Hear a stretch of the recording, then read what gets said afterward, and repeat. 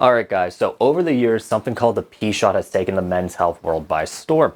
All because some mad lad decided to inject stem cells into his penis, and lo and behold, it actually had a result. This, in response, became a mad cash grab for a bunch of men's health spas because they promise better erections, more sensation, and potentially more size when used with an overpriced extender and penis pump combo. See the P-long study for more details. But after having them done personally 3 times now and seeing mild results from it, I'm beginning to wonder if they did anything at all. It's been about 3 years since my last PRP session. I learned a lot more about dick in the past 3 years.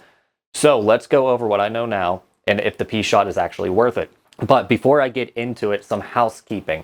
First, if you've learned something from this video, please give this video a like. It helps with the algorithm, yada, yada, yada. You hear it from every YouTuber. Secondly, comment any suggestions or any further information in the comments below. I'm looking for video ideas. I lack any originality anymore, so please help me out. And if you want to stay in the loop of my lack of originality, subscribe to this channel, where I cover most things about dick at this point. Additionally, I sell stuff at peakmalphysique.com.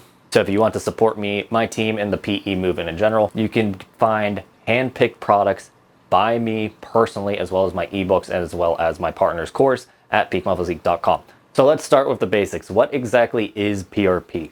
PRP is short for platelet-rich plasma. This is found in your blood. The platelets that we're talking about are stem cell fragments. They can't do anything on their own. They are just there to help with clotting and aid in tissue repair. Now, to draw stem cell platelets, or PRP, what they do is they draw a couple vials of blood. They spin this blood really fast in a centrifuge, and then as the speed picks up, the red blood cells float to the top as well as the plasma, while the platelets pull down to the bottom because the weight causes heavier things to shift to the bottom. Platelets are heavier than red blood cells.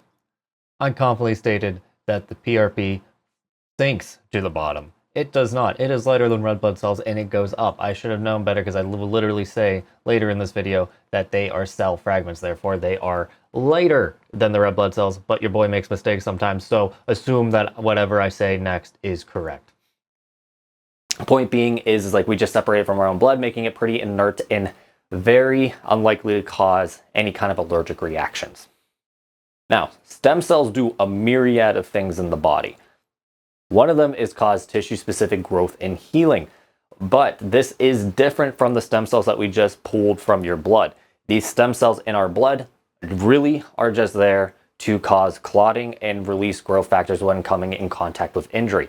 So studies have shown that when these stem cells are injected back into a damaged tissue, a huge healing response occurs. And this is why many physiotherapies still recommend and use this technique. However, the real magic happens when you milk these stem cells and cause them to ooze the growth factors beforehand. A provider will activate the PRP prior to injection, which is more to akin to squeezing out the growth factors by dramatically changing the salinity levels in the solution, so they literally drop some kind of salt in there.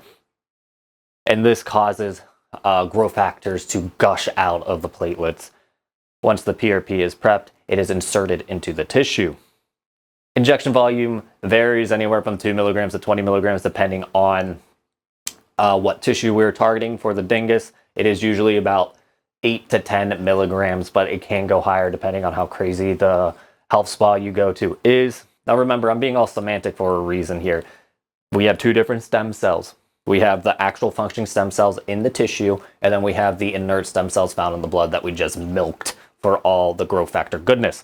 So once we bomb, I don't know if I can say that on YouTube. Once we apply all these growth factors, once we inject all these growth factors back into the actual functioning stem cells, that's when we see a huge healing response. It's not the actual stem cells in the blood that are causing it. It's rather the growth factors found in the stem cells, which then cause the growth. It's kind of important later on. So if you take PRP and have piss poor erection quality to start, it should bring your dick back from life support, but that's just scratching the surface. PRP causes localized tissue swelling. This signals more stem cells to migrate to the now throbbing tissue to help with repair. This actually slowly increases the overall stem cell count in the tissue over time. However, this takes 2 weeks minimum to get these new blank stem cells to differentiate into tissue-specific stem cells. And it requires chronic swelling to really keep those stem cells coming. So how do we stay swollen for months at a time? With liberal use of a penis pump. So most P-shot protocols will have their patients use a penis pump twice a day for 6 to 12 weeks to keep that inflammation around. But herein lies the problem. Did you actually gain from PRP?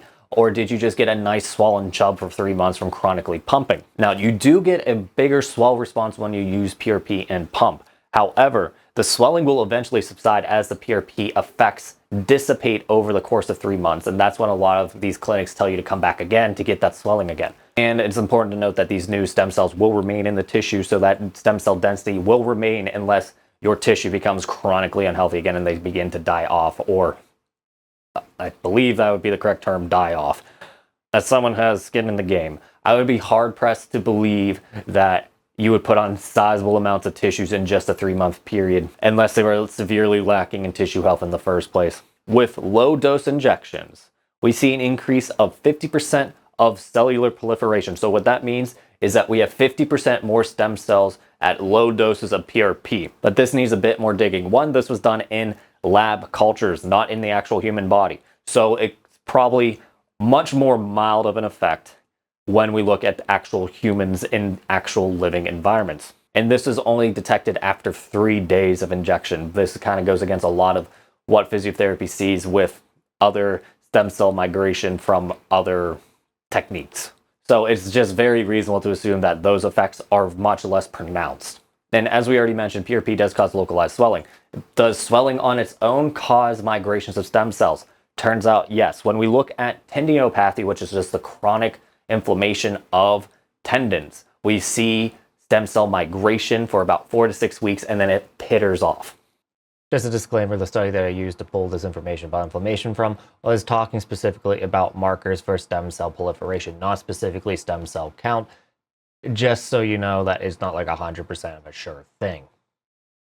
Now, what the real kicker is that this happens at 50% rate. So it is reasonable to assume that the proliferation from inflammation is more likely to be the cause for stem cell density increase rather than the P-shot itself. So in more simple terms, the chronic swelling from PRP is what's causing the actual stem cell growth, not the PRP on its own. Now, I'm making a big deal out of stem cells because with stem cells, that's how we create new penile tissue. They are the ones that are going to be building the proteins that are going to change the shape of your penis, and as well as add tissue to your penis, because they are literally laying the building blocks, the bricks of your penis, if you will.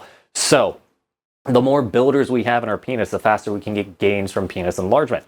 So if we're really just trying to speed up results long term, all we really got to do is be swollen long term. So if you are just trying to get the benefits of PRP, specifically for PE, save your money. As I already stated, this stem cell proliferation and migration slows down back to baseline after about 4 to 6 weeks of chronic inflammation, and then you actually see a decrease in function after about 6 weeks. So if we are trying to maximize results long term, we probably want to be taking some time off every 4 to 6 weeks, and lo and behold, I've been saying that for about 3 years now. So this is for a different reason, as in we are just trying to keep the tissues healthy and almost super physiological with how many stem cells we're trying to pull into the penis. So to get the same effects of PRP at home, all you really got to do is pump twice a day with your length routine, AM, PM. So like what I've been doing, ironically enough, is AM pumping session, big length session in the center, and then ideally you'd be doing a PM session as well, just to keep that tissue, in a lack of a better word, pissed off as possible, to signal as much stem cell activity as possible. And lo and behold, most PRP clinics, specifically the P-Long study, prescribe something very similar to that. And what's even crazier about this is, since this is causing more stem cell migration, in a perfect world, every PE epoch, you will see more gains than the last if it wasn't for strength adaptation and any potential losses in size during that little short break. So if you couldn't tell, I've officially soured on PRP. I think it's practically useless if you don't have terrible erection quality to start. It's only useful for that quick fix at the beginning, but for long-term success, it is not necessary. If you actually want to grow and grow fast, you just need to do PE. And like, that's kind of the joke, is like, there is no fast PE. most of the time you'll only be able to put on about 10% more size a year. So like you can put on 10% more girth, 10% more length, or 5 and 5. There's only so much you can grow in a given time. What we can try to do is increase how fast we can grow, but even then it's going to take work.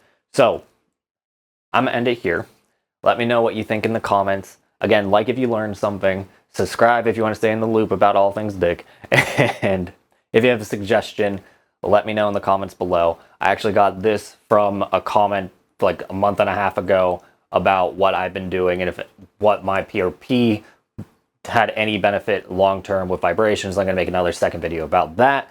I don't think I answered his question at all here, but this is what sparked this video, so thank you for that.